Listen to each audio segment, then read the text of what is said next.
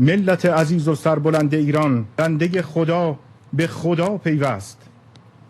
ارواح طیبه شهدا، روح مطهر عبد صالح خدا شهید دکتر علی لاریجانی را در آغوش گرفتند.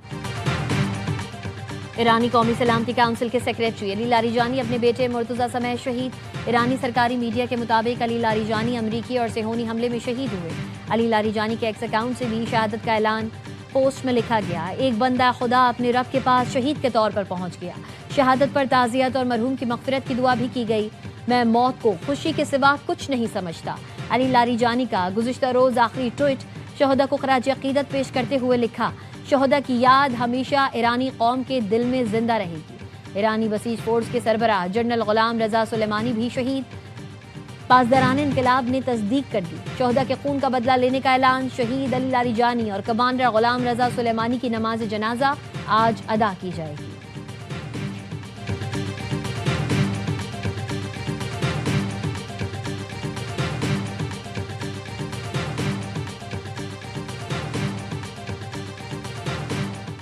ایرانی صدر مسعود پزشکیان کے علی لاریجانی کو خراج عقیدت. بیان میں علی لاریجانی ایک نمایاں اور قیمتی شخصیت تھے. لاریجانی نے مختلف عہدوں پر خدمات انجام دی. لاریجانی نے خطے میں امن اور سلامتی کو فروغ دینے کی کوششیں کی.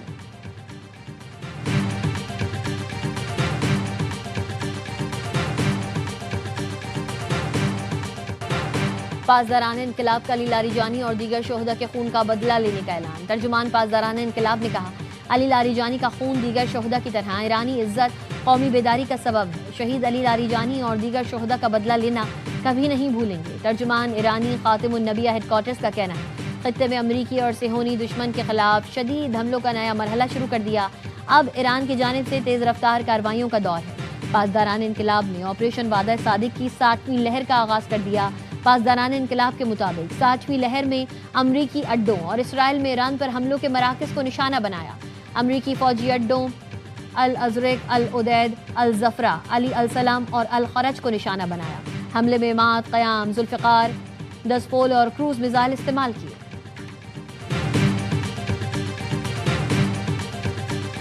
ایران کے نئے سپریم لیڈر کا جنگ جاری رکھنے کا اعلان. آیت اللہ مجتبیٰ خامنائی نے کہا: اسرائیل اور امریکہ کو گھٹنوں کے بل گرانے تک امن کی کوئی گنجائش نہیں. رائٹرز کے مطابق دو ممالک نے ایرانی دفتر خارجہ کو جنگ بندی کی پیشکش بھیجی تھی، لیکن رہبر اعلیٰ نے اپنے پہلے خارجہ پالیسی سیشن میں سخت ترین موقف اپنایا. کہا یہ امن کا صحیح وقت نہیں. دشمن شکست تسلیم نہ کر لے اور نقصان کا ازالہ نہ کرے، جنگ جاری رہے گی. ترجمان پاسداران انقلاب کا کہنا ہے: جنگوں کا فیصلہ سوشل میڈیا پر نہیں، میدان میں ہوتا ہے. امریکی مشن کا نام ایپک فیوری نہیں، ایپک فیئر ہونا چاہیے. ایران وہ جگہ ہے جہاں آپ اور آپ کی افواج آنے کی ہمت نہیں کرتی.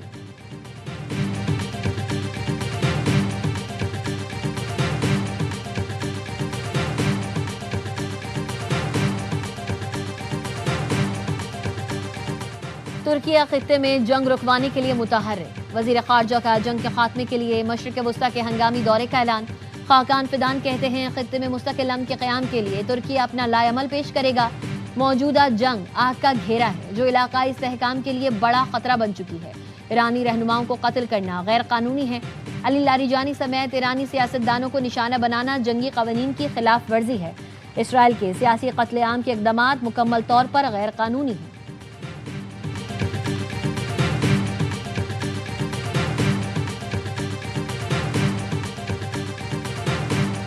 We help them so much. We have thousands of soldiers in different countries all over the world, and they don't want to help us. Well, we don't need too much help, and we don't need any help.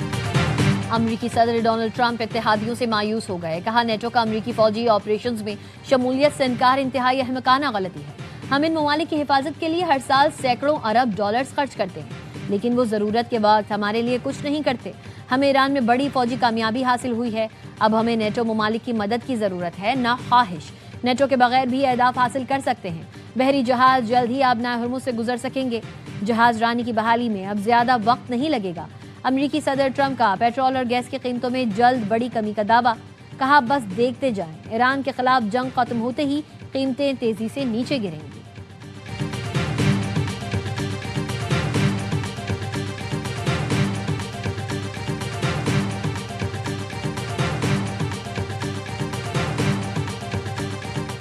Trump کو اتحادیوں کے بعد اپنوں کی بھی مزاحمت کا سامنا. National counter terrorism centre کے ڈائریکٹر جو کینٹ نے احتجاجاً استعفیٰ دے دیا. جو کینٹ نے کہا باضمیر رہتے ہوئے ایران پر حملوں کی حمایت ناممکن ہے. ایران پر تھوپی گئی جنگ کی حمایت نہیں کر سکتا. تہران واشنگٹن کے لیے فوری خطرہ نہیں تھا. جنگ اسرائیل اور اس کی طاقتور لابی کے دباؤ پر شروع کی گئی. امریکی صدر کو خط میں لکھا عراق جنگ کی طرح جھوٹ کی بنیاد پر آپ کو ایران جنگ پر اکسایا گیا. اسرائیلی حکام اور امریکی میڈیا نے غلط معلومات پھیلا کر جنگ میں دھکیلا. جنگ میں فتح آسان ہوگی مگر یہ سب جھوٹ تھا. بااثر صہیونیوں نے صدر کے امریکہ فرسٹ ایجنڈے کو سبوتاژ کیا. صدر ٹرمپ نے جو کینٹ کو کمزور آدمی قرار دے دیا. کہا اچھا ہوا اس نے استعفیٰ دے دیا. وہ ایران کو خطرہ نہیں سمجھتا.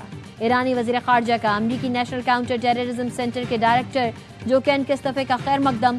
ایکس پر لکھا ایران کے خلاف جنگ کو غیر منصفانہ قرار دینے والی آوازیں بڑھ رہی ہیں.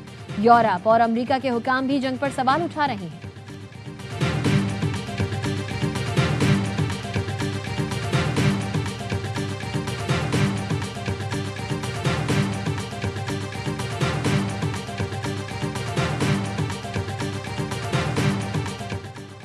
آبنائے ہرمز کھولنے کے لیے کسی بھی فوجی کارروائی کا حصہ نہیں بنیں گے. فرانس کے صدر میکرون کا دو ٹوک اعلان. صدر میکرون نے کہا اس جنگ کے فریق نہیں اس لیے موجودہ حالات میں فرانس آبنائے ہرمز کو کھولنے کے لیے کسی آپریشن میں شرکت نہیں کرے گا. واضح کیا ایک ایسے اتحاد کی تیاری پر کام کر رہے ہیں جو جنگ کے خاتمے کے بعد اہم بحری گزرگاہ میں جہاز رانی کی آزادی کو یقینی بنائے گا. جرمن وزیر خارجہ کا کہنا ہے امریکی فوج آبنائے ہرمز محفوظ بنانے کی پوزیشن میں نہیں تو یورپی ملک بھی اکیلے یہ کام نہیں کر سکتے. مہم جوئی کے بجائے صبر اور اتحادیوں کے ساتھ مل کر سفارتی راستہ نکالنا ہی حقیقت پسندی ہے. خلیج فارس سے تیل گیس اور کھاد کی سپلائی جلد بحال نہ ہوئی تو دنیا بھر میں خوراک کا سنگین بحران پیدا ہو جائے گا.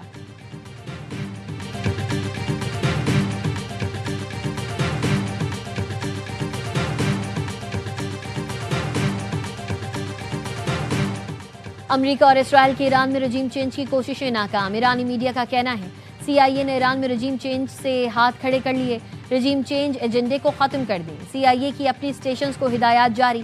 نیتن یاہو کو امریکہ کے جنگ سے نکل جانے سے متعلق شدید خدشات. نیتن یاہو کی کوشش ہے کہ امریکہ ایران کے ساتھ جنگ میں شامل رہے.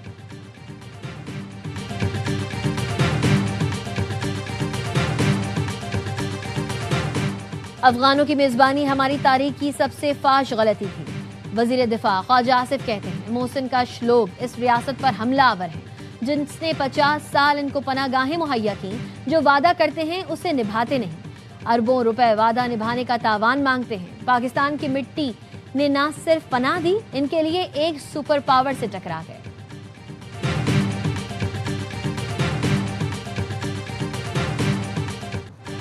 افغان طالبان رجیم کا اسپتال پر حملے کا پروپیگنڈا جھوٹا ہے. وزارت اطلاعات کے مطابق کارروائی میں پاک افواج نے کیمپ فینکس کو نشانہ بنایا جو کہ امید اسپتال سے کئی کلومیٹر کے فاصلے پر ہے. کیمپ فینکس دہشت گردوں کا گولہ بارود اور ساز و سامان ذخیرہ کرنے کی جگہ ہے. تصاویر میں واضح طور پر دیکھا جا سکتا ہے اسپتال دہشت گردی کے بنیادی ڈھانچے کے مقابلے میں کثیر المنزلہ ڈھانچہ ہے. فیکٹ چیک وزارت اطلاعات کے مطابق ترجمان افغان طالبان نے حالیہ ہلاکتوں کے الزام کے لیے 2023 کی تصویر استعمال کی. یہ تصویر مئی 2023 میں بھی افغان طالبان کی وزارت داخلہ کی جانب سے شیئر کی گئی تھی. اقدام کا مقصد غلط معلومات کے ذریعے عوامی تاثر کو گمراہ کرنا ہے.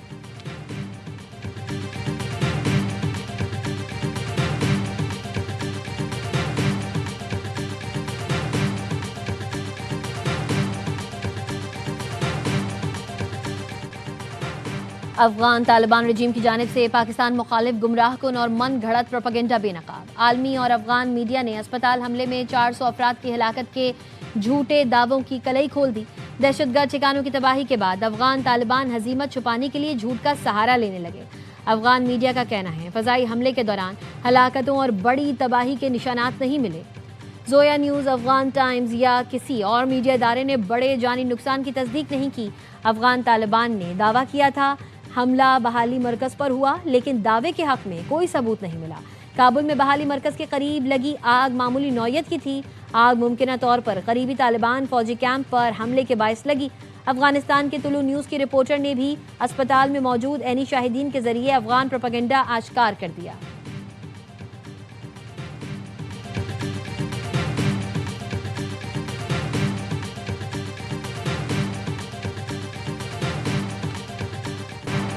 پاک فوج کی افغان طالبان اور فتنہ خوارج کے خلاف مؤثر کارروائیاں، خیبر سیکٹر سے ملحقہ افغان طالبان کی فوجی پوسٹوں کو کامیابی سے نشانہ بنایا۔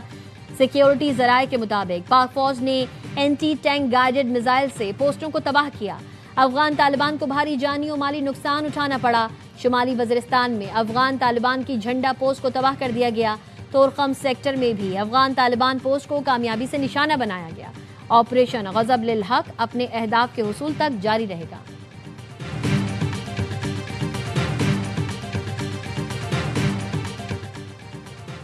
اور صدر مملکت نے 23 مارچ کی پریڈ اور تمام متعلقہ تقریبات نہ کرنے کی سمری منظور کر لی۔ فیصلہ تیل بحران کفایت شعاری اقدامات کے تناظر میں وزیر اعظم کی ایڈوائس پر کیا گیا۔ صدر نے کہا، قومی وسائل کا محتاط اور ذمہ دارانہ استعمال ہر شہری کی ذمہ داری ہے۔ اعزازات کی تقریب اب 28 اپریل کو ہوگی۔